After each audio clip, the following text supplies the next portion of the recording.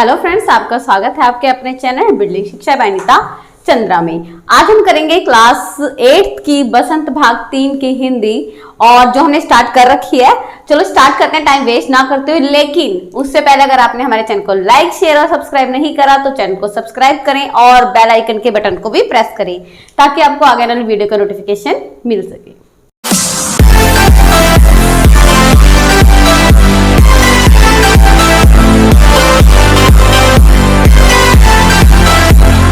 तो चलो स्टार्ट करते हैं। चैप्टर बसंत भाग 3 का 13वां चैप्टर जहाँ पहिया है।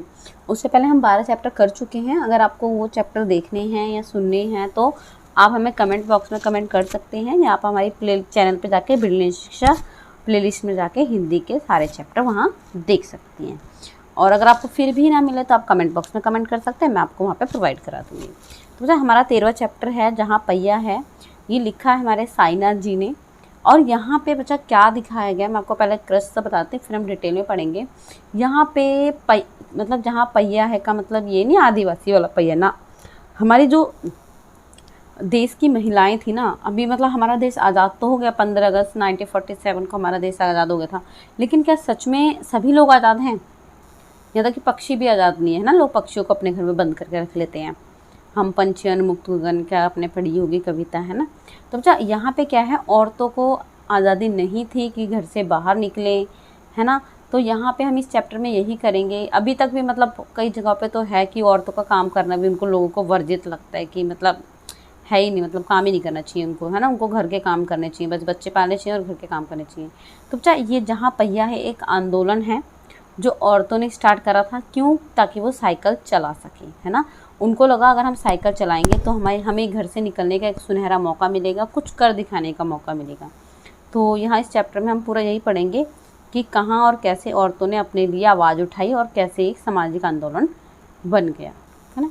तो बच्चा जहाँ पहिया है हमारे साईनाथ जी ने लिखा है पडुकोट्टई तमिलनाडु का है। बच्चा साइकिल चलाना एक सामाजिक आंदोलन है। क्या है? एक सामाजिक, और एक निबंध विधा में है बच्चा, ठीक है। लिखा कुछ अजीब सी बात है ना, लेकिन चौंकाने की बात नहीं है। मतलब बोल रहे साइकिल आंदोलन को अजीब सी बात लगती है, लेकिन चौंकाने की बात नहीं है। तो जैसे हमने बात करा हिंदी साहित्य 2 भागों में, गद्य पद तो हमारी गद्य विधा है ना। लिखा है पडुकोट्टई जिले की हजारों नव साक्षर मतलब जो नवी साक्षर हुई है, मतलब पढ़ी लिखी है, ग्रामीण महिला के लिए आम बात है साइकिल चलाना।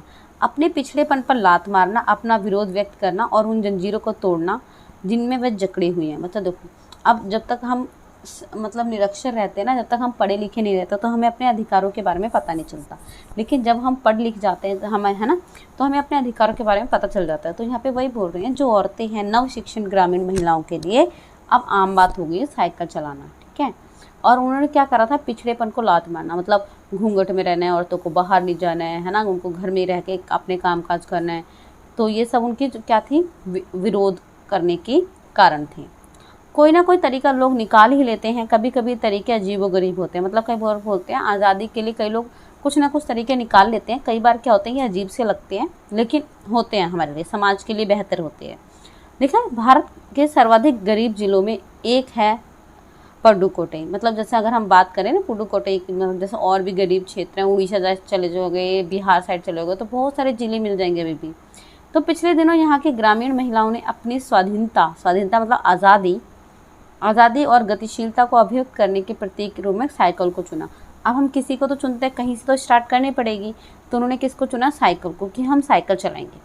उनमें से अधिकांश नवसाक्षर थी। नवसाक्षर मतलब नवी जी जो पढ़ी लिखी थी।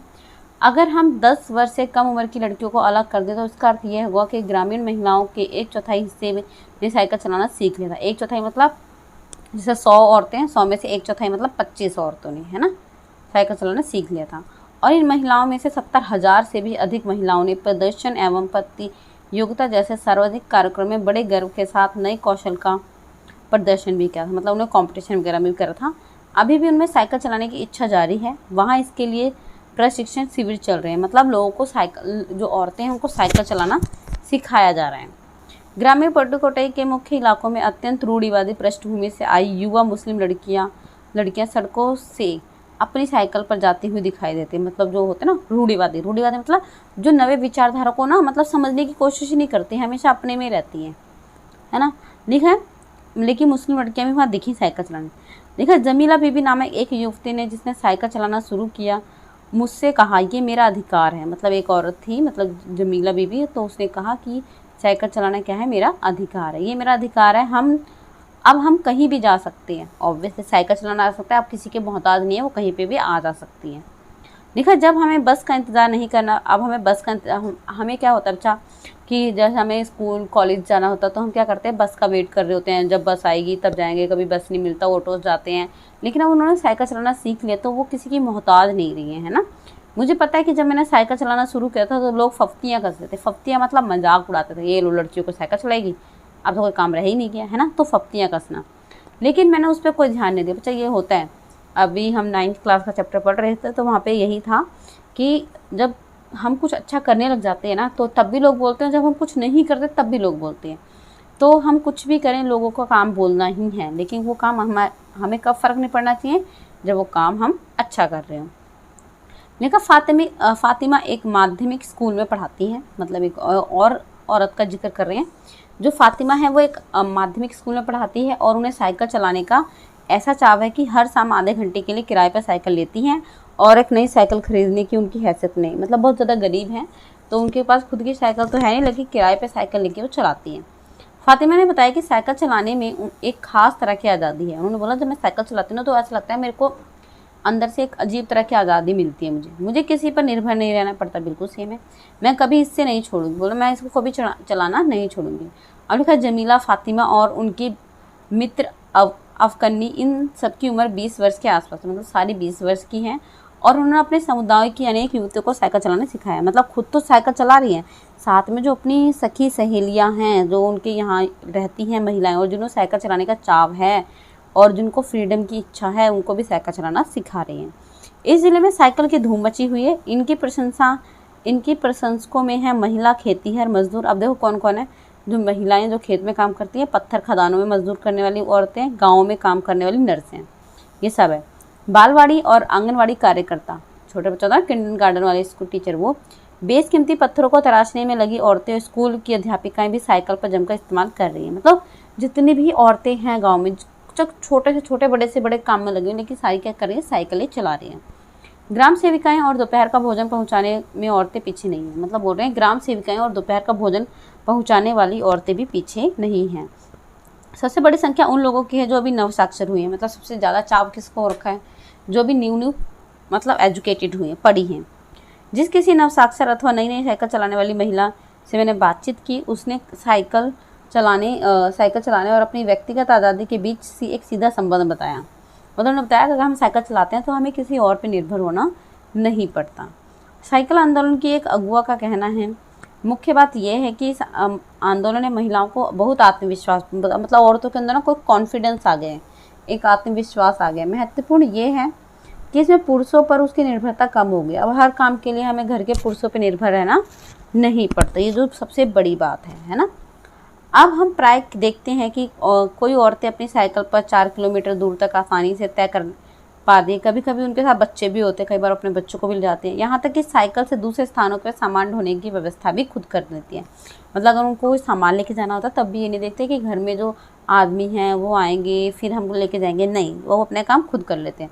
लेकिन यकीन मानिए, जब इन्होंने साइकिल चलाना शुरू किया था तब इन लोगों ने जमकर प्रहार किया, है ना। इन लोगों ने इन पर जमकर मतलब बोला उनको, जिन्हें उन्हें झेलना पड़ा। और लोगों की जो फफ्तियाँ थी, जो ताने थे, जो बोल रहे थे, वो भी क्या करा, इनको झेलना पड़ा।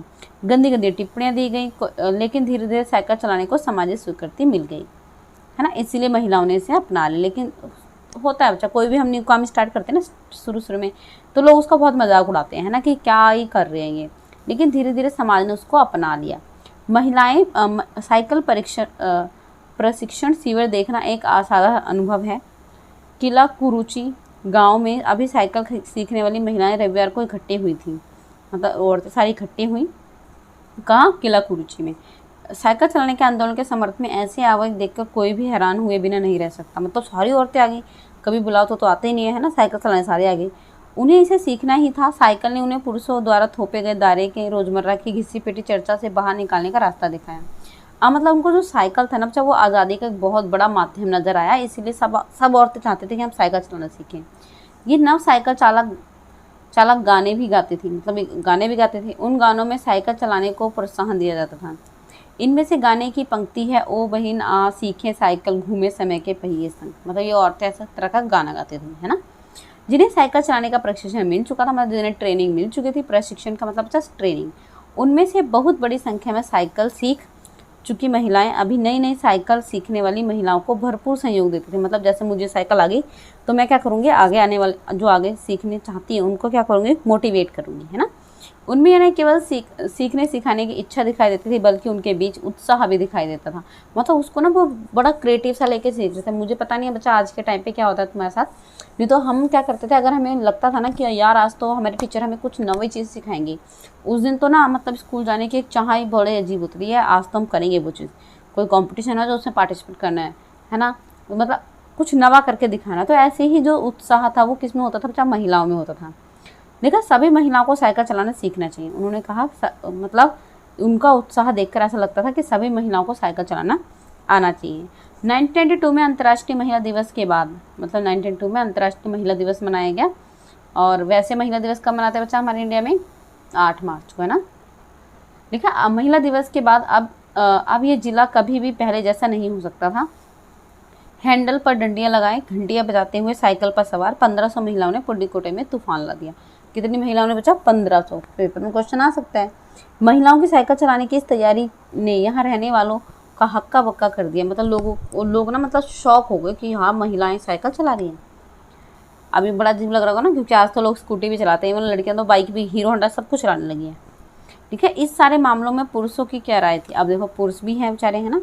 इसके पक्ष में आर साइकिल के मालिक को तो रहना ही था, मतलब आर साइकिल का जो मालिक है वो तो रहना था। इस अकेले डीलर के यहाँ लेडीज साइकिल की बिक्री में साल भर में अंतर काफ़ी वृद्धि हुई थी। माना जा सकता है कि इस आंकड़े में 2 कारणों से कम करके आंका गया। पहली बात तो यह थी कि ढेर सारी महिलाओं ने जो लेडीज साइकिल का इंतजार नहीं कर सकती थी, जेंट्स साइकिलें ही खरीदने लगे। मतलब एक होता ना कि लेडीज साइकिल चलाने, लेकिन उनको चाव इतना था तो वो वेट ही नहीं कर पाई कि लेडीज साइकिल आएंगी तब वो खरीदेंगे। नहीं, उन्होंने क्या करा, साइकिल ही खरीद ली। अब जो पुरुष था, जो हमारा साइकिल का मालिक है, उसको तो कोई प्रॉब्लम नहीं होनी चाहिए थी क्योंकि उसकी तो बिक्री हो रही थी, है ना।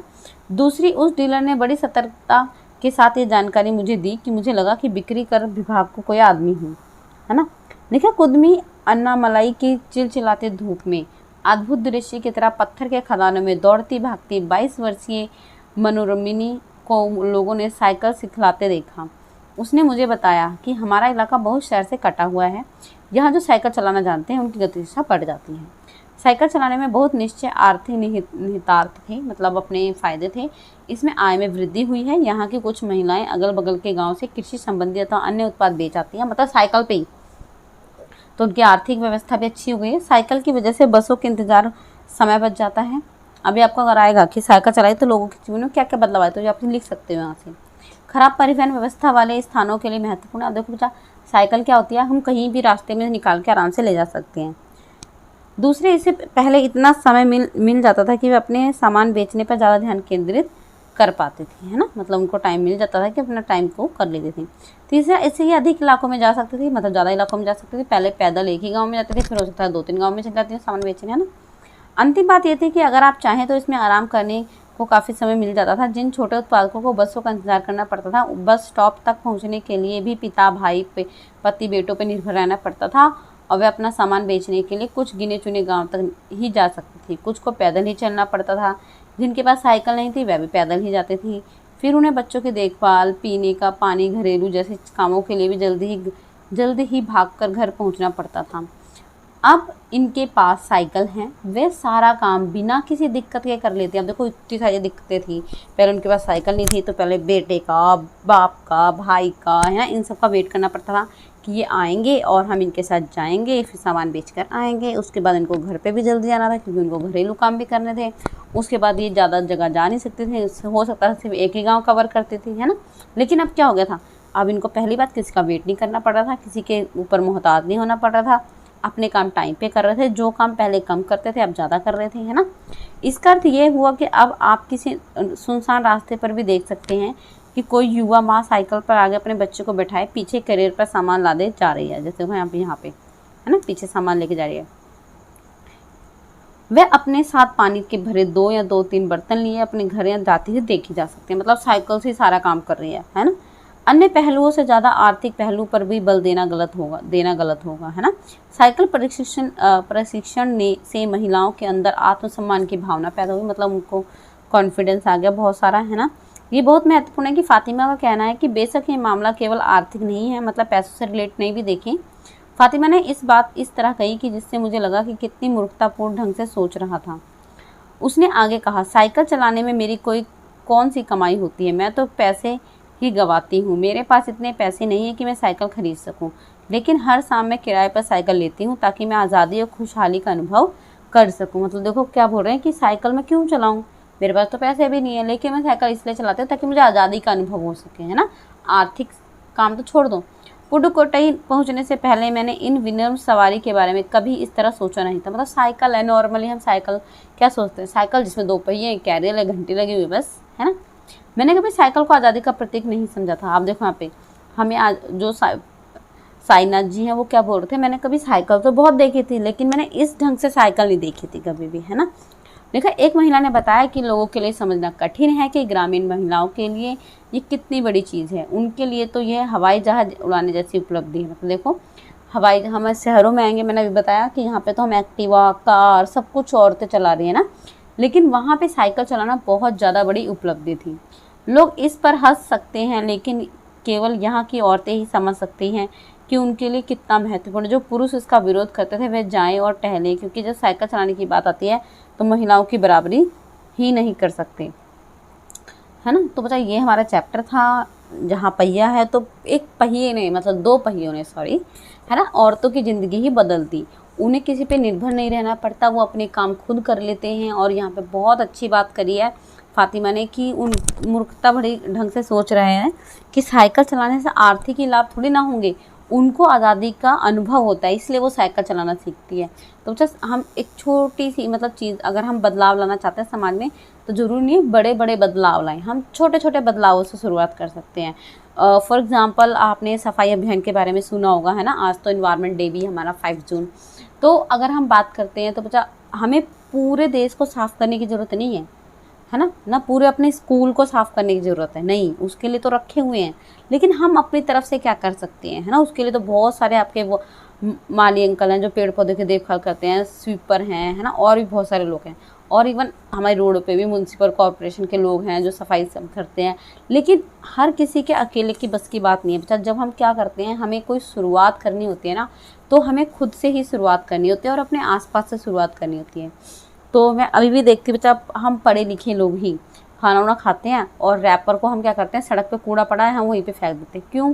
उसको बच्चा आप अपने पास रख लो। अगर आप सब अपना अपना कूड़ा अपने मतलब डस्टबिन में डालने लग जाओगे तो क्या होगा, आपके आसपास वैसे ही साफ़ हो जाएगा, है ना। तो हमें पूरे देश को साफ़ करने की ज़रूरत नहीं है ना, पूरे देश के लोगों को बदलने की ज़रूरत है। हमें सिर्फ खुद को, अपनी सोच को बदलना है, पूरा समाज खुद ही बदल जाएगा। तो मतलब ये था हमारा चैप्टर जहाँ पहिया है। आई होप आपको समझ आया होगा। अगर आपको कोई भी दिक्कत परेशानी हो तो आप हमें कमेंट बॉक्स में कमेंट कर सकते हैं। और इससे पहले अगर आपने 12 चैप्टर नहीं देखे हैं तो आप प्लेलिस्ट में जाके वो 12 चैप्टर भी देख सकते हो, मतलब 1 to 12। ठीक, थैंक यू सो मच।